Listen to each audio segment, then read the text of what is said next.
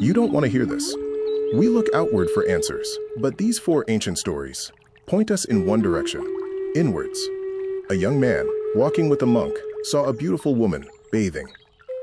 The man looked at her longingly, but worried the monk would think he leered. So he said, Right there is the root of all lust and evil on earth. To which the monk replied, The root of all evil is our own minds.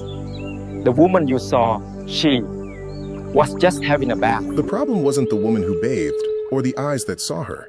It was the mind that refused to let go. 2 monks wanted to learn from each other, but one was a deceiver. A young monk returned after learning a martial arts skill to find that his friend at the temple had also mastered a skill, the skill of calligraphy. The 2 friends made a deal. The traveling monk would teach martial arts in exchange for his friend teaching him calligraphy. Over the next week, the friends taught each other. On the final day, they thanked each other and parted ways. That night, the traveling monk could not sleep.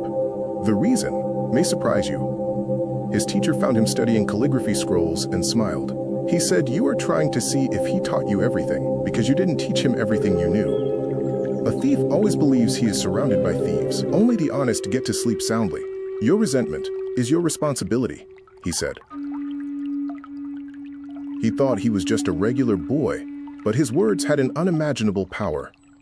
A father brought his young son to the monastery for advice. "My son is a good child," he said, "but when he gets angry, his words are like knives." The monk said, "I can help." He handed the young man a brass pot and said, "Whenever you get angry, don't shout. Beat this pot till you feel better."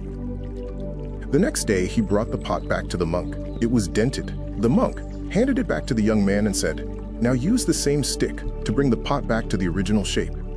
But after a day of trying, the pot was still not perfect. It looked better, but not as good as when he first got it. "Your words are like this," said the monk. "Once they leave your mouth, they leave a mark, and despite your efforts, it may never reach its original beauty. So think 1,000 times before destroying something precious."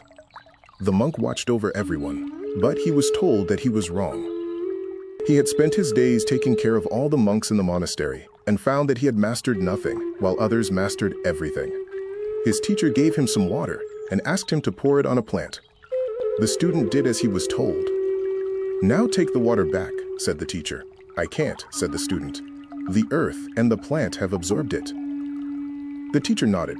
"When you live only for others, your energy moves outward. They quench their thirst, but you remain parched. Kindness without boundaries becomes quiet self-abandonment," continued the teacher. "You were not meant to disappear for approval. Tell me, do you have water left in your cup, or do you have to ask some back from the earth?" If these stories resonated with you, subscribe for more Zen wisdom.